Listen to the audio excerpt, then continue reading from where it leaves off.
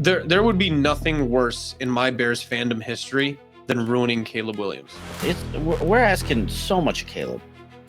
Not only to change the culture here, to change the history of what Bears quarterbacks are, this and that. We're also asking him to be the Iron Man of the NFL. And to overcome all these adversities at this point. I can't imagine anything worse watching it happen in real time than ruining Caleb Williams, because he's so goddamn good. Ryan Poles really did just luck into probably the best NFL situation, right?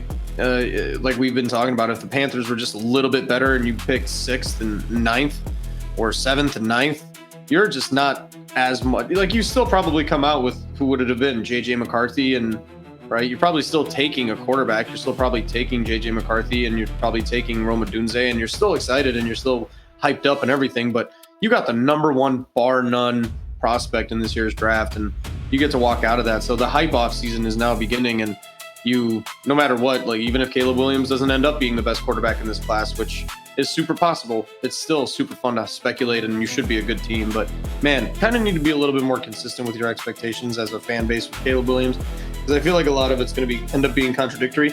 It's nice to have a quarterback that you could hopefully depend on down the line, and he can carry your team, but that's why we always talk about how that's after the rookie window. Once you pay him, he's ready to take over and carry you. But it shouldn't be now. It shouldn't be like week 1. When you set your expectations realistically, you also give yourself a much more fair criticism and analysis of what you would actually set, right? Because if you say, oh, he should break 4,500 yards and 40 touchdowns. So if he throws for 35 and 30, that's a bad season because that was your expectation. No, if he throws for 3,500 yards and 25 touchdowns as a rookie, you have a solution on your hands. You have a guy going into his second year who now you can actually have that expectation, actually have hopes for playoffs and NFL record. I'm working on hope here at this point because I have no confidence in the actual structure of this to work out the way it's supposed to. So that's why I'm on hope. If you win, it won't matter. I know we like to say top down, but honestly, you get the guys at the bottom to execute, get the players on the field to play.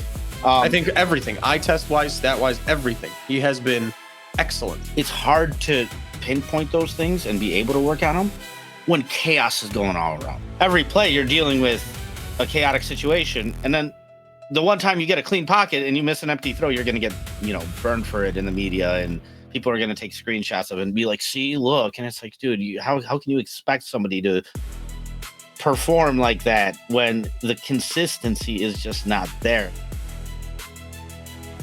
It's not about the Bears standard. It's about, I want a good fucking NFL quarterback. I know they interview these guys and they try and feel out who they are as people, but the key is here, you don't want to get a guy who's topped out. You want to get a guy who's got room to grow, and what you're trying to figure out is who's got more room to grow, right? And so that's really, truly the hard part at the end of the day. You take a bunch of dart throws at guys who may have potential, but we may never get anybody who pans out. Right. If you make exceptions, all you can all you have is exceptions. Exceptions. Yeah. Patriots sit there and just fit pieces in the holes. Team of exceptions. And just do it over and over and retool and coach these guys up, right? And then not ask them to do more than they're supposed to do and put them in right positions and have success over and over and over. And I said this with Caleb Williams. I don't give a fuck about what any fan base or any team says. If they had the first overall pick and they go like, oh, well, we thought Jaden Daniels was a better prospect than Drake May. Shut the fuck up. As a Bears fan, stop trying to be the smartest guy in the room. Do what everybody else probably would have done, and that's take Caleb Williams. Unless you're praying that either team had a full culture shift thanks to Ben Johnson, you're in that category right now. It's Bears, Raiders, Jaguars. That's not fucking good company to be in. What matters is the results, because it's a results-based business. So this is great. We can be happy. We can be excited. We got to see it. Excitement isn't enough for me anymore. Like, it's got to go out there and get done. It is a PR and a morale booster times 10. You got instant buy-in. You have guys coming in day one of new training camp, ready to fucking go, listening to Ben Johnson. You got to get it done next 2 years, period. I need to see Caleb Williams I need to definitively know that he is going to be the quarterback here through a second contract. That's huge to me. My leash on these coaches has become so much shorter than it used to be. I don't really care how long he signed for. 8 to 10 games. That's it. It doesn't have to be the first 8 to 10. I'm just saying that. Like, it could be the end of the season, 8 to 10. He can start off slow. He can start off shitty. But, like, if Ben Johnson doesn't have an 8 to 10 streak of Caleb Williams being a fucking Pro Bowler, it doesn't take multiple years. It doesn't take shit anymore. It takes this year.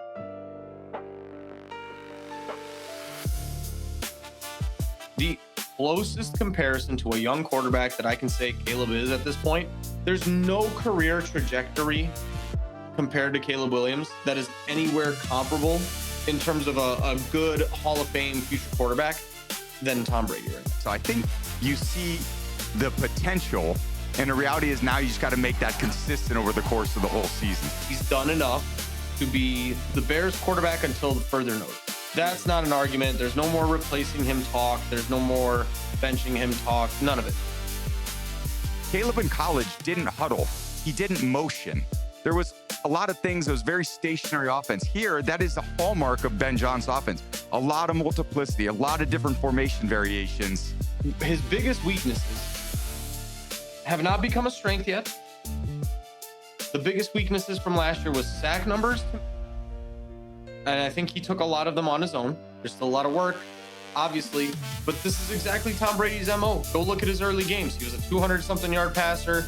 He was a 1-to-1, 2-to-1 ratio guy, and he was clutch in the fourth quarter, but he wasn't good early. Hits open guys, stands in the pocket, delivers throws under pressure. There's a lot of confidence. The whole team can really develop with Caleb in his style. And I don't think he's even going to be necessarily that much better next year at this point, but I think you just have to ride it out at this point with Ben Johnson, because Ben Johnson has earned the right to mold Caleb.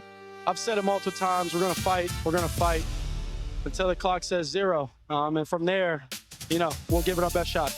It was a very productive 17-game season. It ended up with a playoff berth. My expectation was for us to go get it. We did. He's that good. Man, I got to start with that last throw. Yep. What is going through your mind when that ball is kind of at the top of its arc? A lot of guys have slumps, but then there's those few guys that kind of never do. Under the lights, all the bright lights are shining. You came alive. What's that tell me about you and your team? Go out there and you practice these things, and you practice with a certain competitiveness to you, and a certain tenaciousness at practice, and you come out and you let that ball go, it's good.